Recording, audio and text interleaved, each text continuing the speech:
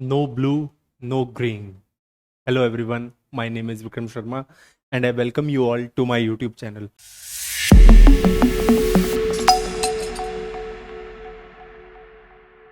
The topic that we are going to discuss today is water, जल, जिससे हमारा existence है। ये भी उस पंच तत्व वाली सीरीज में से एक टॉपिक मैंने छोटा सा लिया है, जिस पे मैं आपका सपोर्ट चाहूंगा ताकि आप इसको समझें।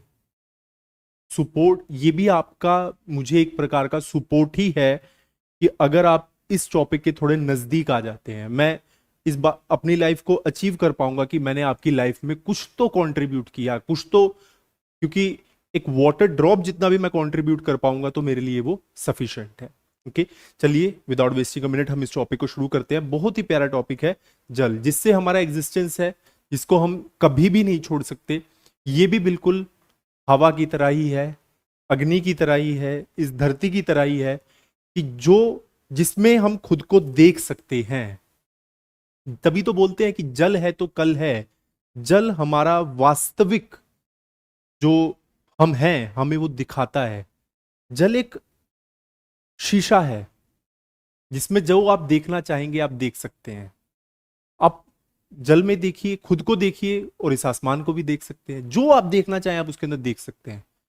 इस नेचर ने, हमारे भगवान ने हमें इतना सब कुछ दिया है आज तक, हर चीज में। बस ये डिफरेंट है कि हम किस व्यू से देख रहे हैं। अगर हम देखना चाहें तो उस पूरे आकाश को हम उस समुद्र में देख सकते हैं। यही तो बात है। कोई कहता है, कुछ किसी के कुछ व्यू पॉइंट्स है जल के ऊपर, किसी के कुछ व्यू पॉइंट्स है। इस लेक्चर में, इस सीरीज में हम ये डिस्कस करने वाले हैं। What is water? Water is transparent, yes it is transparent, पारदर्शी है बिल्कुल। फॉर्मलेस है, उसका कोई कोई पर्टिकुलर फॉर्म नहीं है। टेस्टलेस है, बिल्कुल उसका हम कोई ऐसे पर्टिकुलर टेस्ट नहीं कह सकते। ऑर्डरलेस है कि उसके अंदर ऐसा कोई फ्रेग्रेंस या स्मेल हम नहीं कह सकते। And nearly colourless. कलर कई बार लोग बोल लेते हैं कि ब्लू कलर है, वो कह सकते हैं, बट नियरली हम कहते हैं कि वाटर इज कलरलेस। ओके, सो आगे हम समझते हैं थोड़ा बहुत स्लाइड्स में कि और क्या जल के बारे में कहा गया है। Thousands have loved thousands have lived without love, no one without water. It is appropriately right. Yes, love is also a very important component of our life, but the water is the most integral component of our life. We love is important, we know about that. But अगर जल नहीं होगा, अगर पानी नहीं होगा तो आप प्यार भी कैसे करेंगे? लिव दिस और नॉट, क्योंकि जल से ही तो जीवन है। तो हमें समझना होगा कि जल की कितनी इंपॉर्टेंस है हमारी लाइफ के अंदर। हमने बेशक उसको कभी अंडर एस्टिमेट नहीं किया, क्योंकि हम उससे हमेशा जुड़े रहते हैं, क्योंकि हम उसकी परछाई हैं। जल भी हमें नहीं छोड़ना चाहता है। एक कॉम्प्लेक्स इंटरडिपेंडेंसी है हमारी। हमारा शरीर तब तक ही चल सकता है जब तक जल है। ये हमें याद रखना होगा। तभी तो हिंदुइज्म में जल को एक देवता भी माना गया है कि जल देवता है, ये उनकी पूजा की जाती है। बड़े से बड़े जो पूजा कार्यक्रम होते हैं उसमें पहले जल को रखा जाता है। तो जो जल है वो सबसे one of the purest form है हमारी, जो हमें रिफ्लेक्ट करती है हमेशा। आगे हम समझते हैं जल के बारे में। तो देखिए, जैसे हम माने कि माँ गंगा है, ओके, तो अगर आप माँ गंगा के मंदिर में जाएंगे तो एक तरफ आप देखेंगे माँ गंगा के हाथ में कमल है।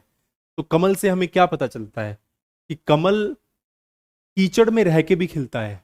और वो कीचड़ भी किसने बनाया? जल ने ही बनाया।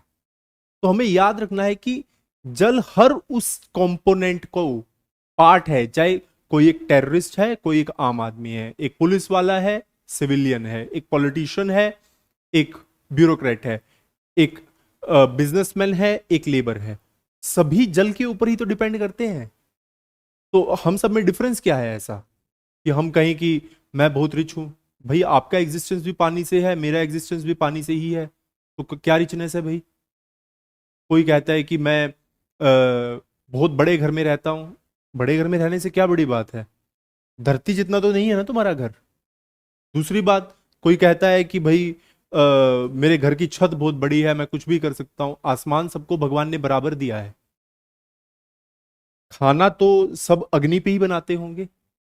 तो जब हम सभी चीजों पे कॉमन सरवाइव कर रहे हैं जो प्रकृति ने हमें दी हैं, तो हम कैसे डिफरेंशिएट कर सकते हैं इस चीज के ऊपर कि तुम ऐसे हो या फिर हम ऐसे हैं? सभी सेम ही है यहां पर, तो इसलिए कभी भी डिफरेंशिएशन हो ही नहीं सकता।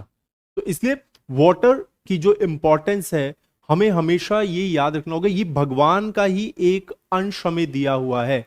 जैसे आत्मा, वो कहते हैं ना कि भगवान, हमें अंत में पर ब्रह्म के अंदर लीन हो जाना है, यही माना जाता है। तो भगवान का एक टुकड़ा आत्मा का मेरे अंदर भी है और आपके अंदर भी है। अब वो मुझे डिसाइड करना है कि मुझे अच्छे वाले आत्मा के टुकड़े को देखना है या फिर बुरे वाले को।